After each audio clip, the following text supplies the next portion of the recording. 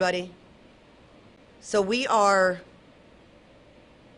very pleased to report this morning that we've made a very significant arrest in the Oregon Avenue shooting that we had a few days ago. You guys are all familiar with the fact that we had a homeless family of 5 down on their luck, sleeping in their car when they were apparently randomly targeted by a shooter who came through and unloaded his 9mm weapon, striking the mother who was sleeping in the car in the head. Fortunately, the mother is recovering from her injuries. The kids were not struck. And our detectives and our police officers here at Tampa PD worked tirelessly for the past several days and were able to make an arrest. 21-year-old Christopher Stammet is currently in the Hillsborough County Jail with no bond. So just to give you a little rundown of how it went, just to recap what happened, as you know, the family was sleeping in the car down on their luck. They were from another state. They were just recently brought to the Tampa area.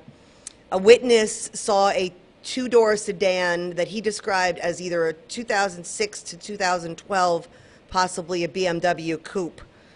Our detectives, again, worked tirelessly scanning the area for video. We were able to find video from some residences and from businesses, and we identified a 2012 2-door BMW 300 series, registered to Christopher Stammet. Detectives found his car located in a garage down on Marcellus Circle, which is his girlfriend's residence.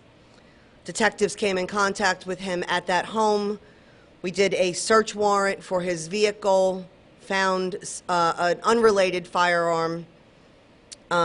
We also did a search warrant on his residence. He was arrested yesterday for a felony amount of marijuana, bonded out, when in fact we were able to make the case on the shooting charge yesterday afternoon, and we arrested him again. The way the case was made basically is shell casings. So when we were doing the search warrant in his home, we found shell casings that in fact matched the shell casings from the scene of the shooting. He is the only resident of his home. The shell casings were located in an internal bedroom in his home that has very high technology way for him to get into that bedroom. He actually has like a fingerprint ID to get into that bedroom. So there's no doubt that these shell casings belong to him. Again, when we tried to speak to him yesterday, he did ask for an attorney. We do have him currently again in the Hillsborough County Jail on 6 felony counts. 1 count of second-degree attempted murder, shooting into an occupied vehicle, 4 counts of aggravated assault with a deadly weapon. Our pregnant victim is doing fine. She's still in the hospital recovering from her injuries. The children are, in fact, in Florida with family, but not in Tampa anymore. We are very, very fortunate that this could have been a much more serious situation. And we're just very glad that this very dangerous individual is off the street. The shell casings? So the shell casings have almost like a fingerprint on them that we can tell that the shell casings match from the same weapon. It is high tech. It's called NIBIN, N-I-B-I-N. And we are able to make cases that identify similar guns used in similar pattern crimes around the city, including this case. So it's almost like he left a fingerprint behind at the scene. Yes, sir? You said that the weapon in the vehicle was unrelated? Yes. So are the shell casings not from the weapon that you recovered? The shell casings were not from the weapon that we recovered. Correct. Correct. There was shell casings in his apartment that were from the scene of the crime. We have not recovered that weapon yet. Say that again? No, he hasn't provided a motive. We're not really sure what the motive is at this point.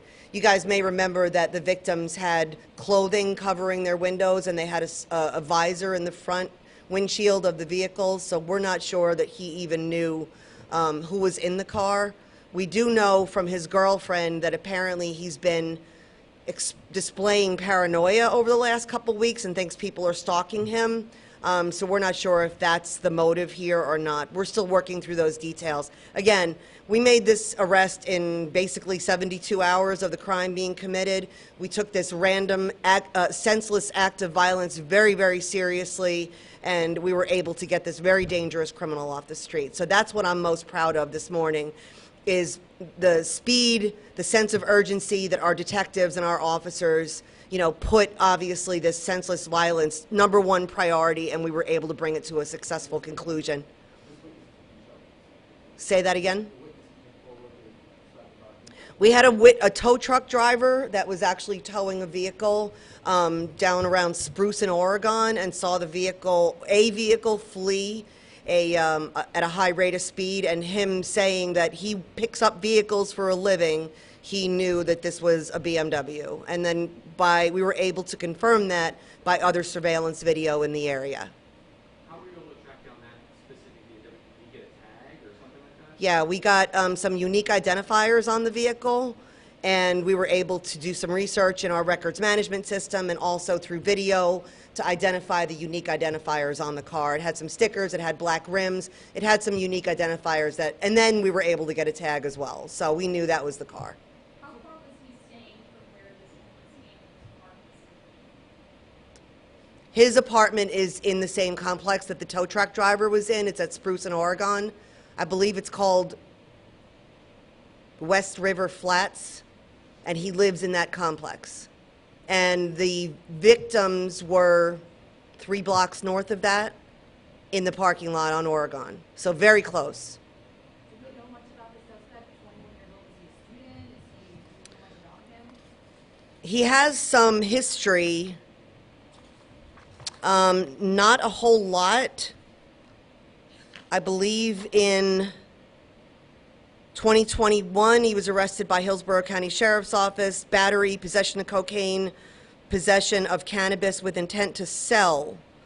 We arrested him, TPD did in 2020, possession of cannabis with intent to sell. So it appears he's got a fairly significant narcotics history. But again, he just turned 21. He's a young man. He was just born, I believe, in September of 2001. Anyone else? Yes, sir. Yeah. But did she say why he left it there? She's being very cooperative. She didn't have any knowledge of the shooting itself, but we did find the vehicle in her garage. That's how we found it. So, I think logic would tell you that he was trying to hide the vehicle. You guys may remember we did put out video of the vehicle like very quickly after the shooting happened. So it's likely that he saw that video and he knew we were coming for him. It didn't matter, though. We were able to, work, again, tirelessly. These detectives have done so well. I'm just so proud of the sense of urgency in getting this very dangerous, random act of violence brought to a successful conclusion.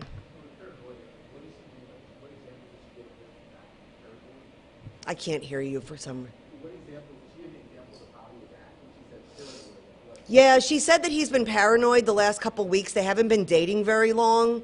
Apparently there's some ex-girlfriend and he thinks people are stalking him. I don't really have a lot of detail on that, but I do know that there was some, she did tell us that he's been acting a little funny lately. I'm not sure what exactly that is.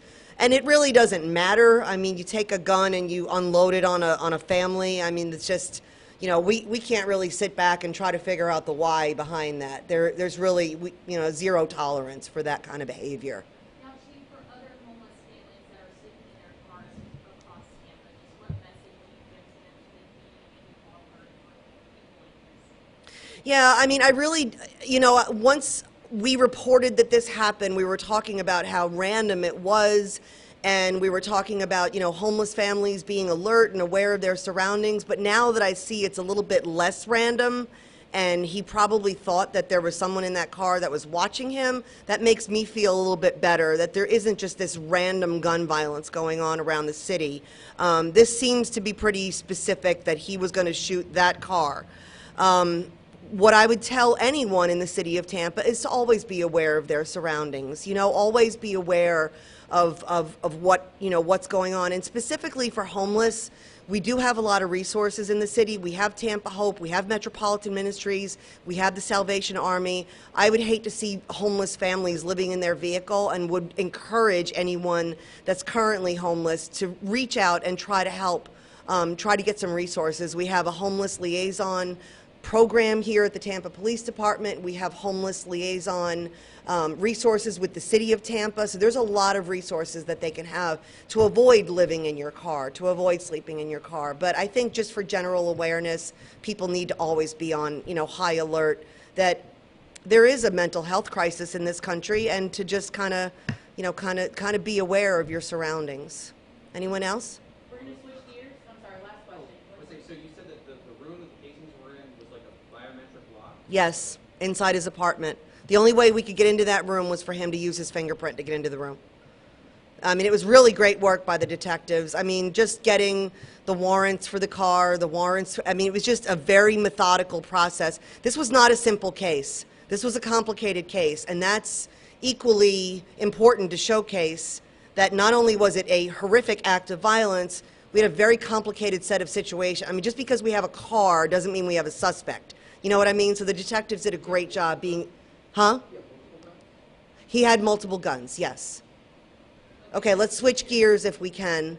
We had a shooting last night at 908 North Franklin, right up the road here at the Lit Martini Lounge. Lit Cigar and Martini Lounge, 908 North Franklin.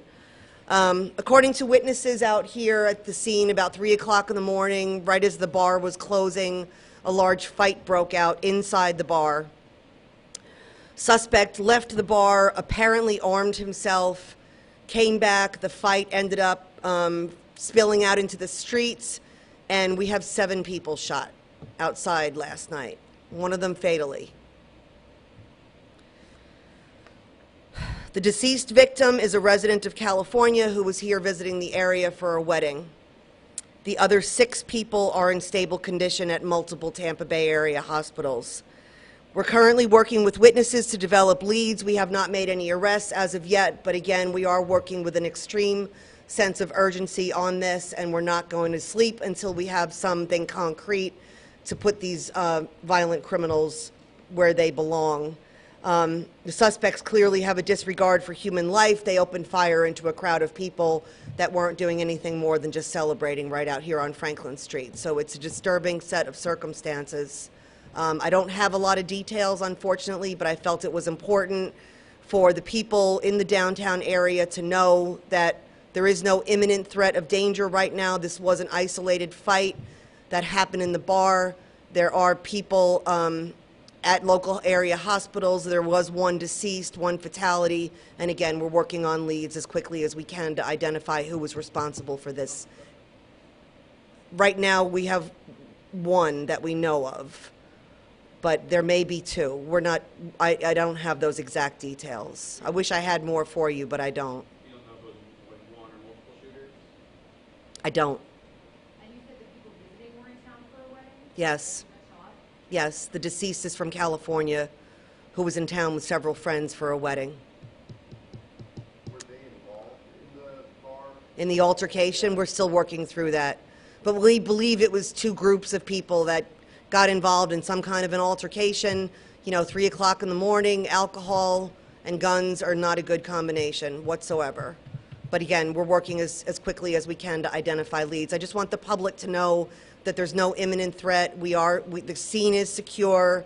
We are working through leads tirelessly. So if we see a lot of police activity downtown, it is related to that. But there's, we're going to get that under control. You know how many shots were fired in total? I don't. Last question? Thank you, Chief. Thank you.